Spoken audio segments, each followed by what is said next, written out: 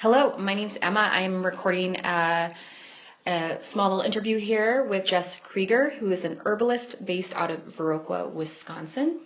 And we are here to talk about her new zine that is going to be coming out. I'm looking at this zine. It is a pre-copy. I always forget what it's called. Proof. The special proof.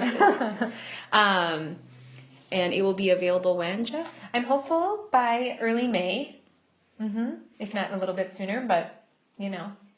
Okay, and then people can order this zine either as a single book, or they can, if you have a shop, you could order it in bulk. As wholesale. And you can order that directly from Jess at jesskrueger.net.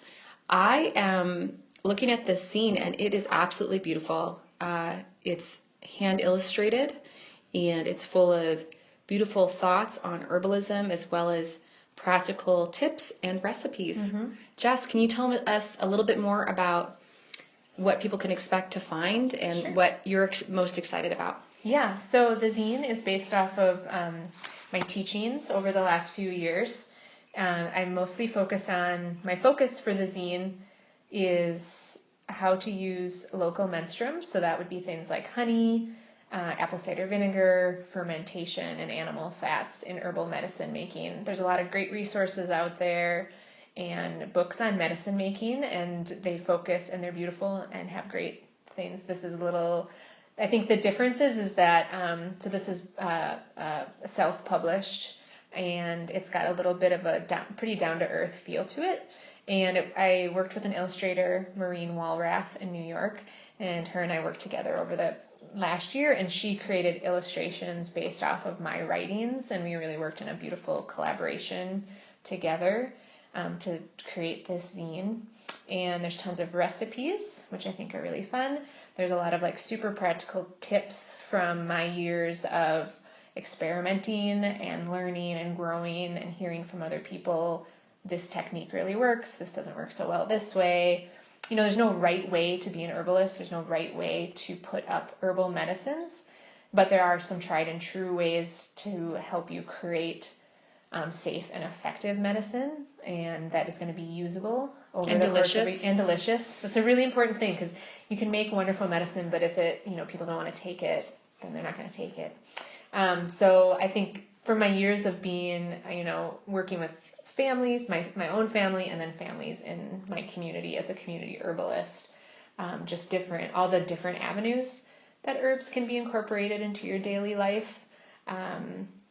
So probably the part I'm most excited about, well, I really love fermentation, and there's some great recipes in here on doing drinks called fermented fizzy drinks that a mentor of mine taught me, Carol Jacobs. And they're delicious. And they're delicious. And they're mostly using fresh herbs. You certainly can use dried herbs too.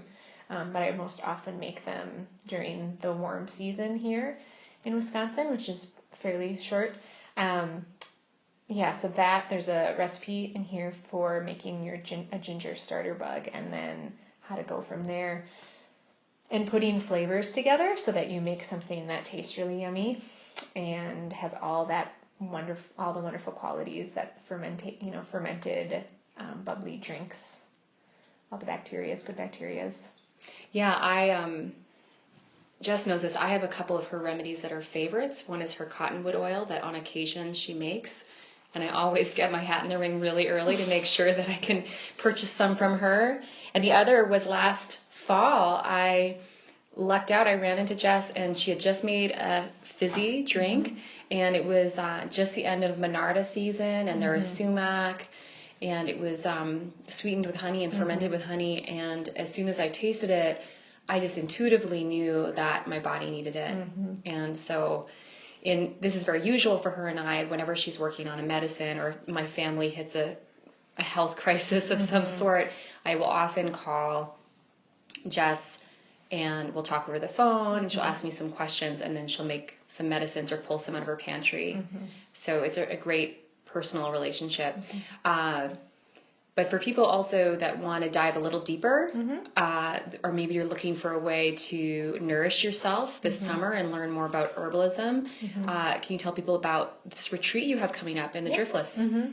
Yeah, so July 20th through the 22nd, we'll be gathering at a beautiful location, a little cabin, where we'll have some indoor space, but we're ideally mostly going to be outside camping and then spending time walking the trails.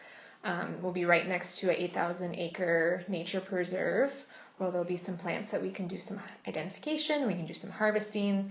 We'll have catered meals with local ingredients, which will be wonderful, and then we'll also be able to add some of our own plants that we're harvesting into the meals, so we'll learn how to incorporate some of that into our daily life.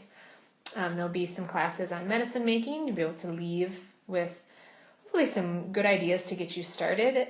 I feel like the retreat is perfect for someone who's maybe been doing some exploring of herbal medicine on their own, whether online or through some books, but is really seeking some hands-on learning with someone who's been doing it for a while. And then also just there's so much we get when we're in a community of like-minded people that are interested in, maybe they're already interested in local food and putting up other things in their pantry, and now they want to expand that repertoire to include making things like elderberry syrup and cold and cough teas and different things for their family.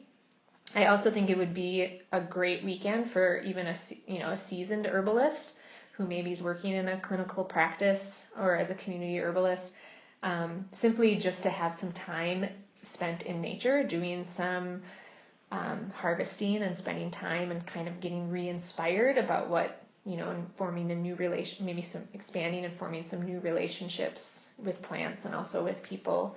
I think it's going to be a really wonderful, full weekend of classes, but also with plenty of time for just some, relaxation and staring at the stars, hopefully. That sounds wonderful. So this will be Jess's website will be in the show notes, jesskrueger.net. You can find information about the weekend as well as the new zine that's coming out. And you'll also hear, if you're on the website, you can also tap into some of the work she's doing with her CSA that she's running mostly for people in Viroqua, but you could ship it distance if people are interested. Yep, we do ship. Ideally with a CSA, it's for people in your local area, right? Because they're wanting local medicine. But we do have members around the country that feel a particular call to work with my business partner and I, and we're totally open to that relationship too. Maybe I'm just gonna put this out here, no promises, but maybe an herbalist who's doing a similar project, you guys could do a little trade and learn from each other. Just get in contact and share.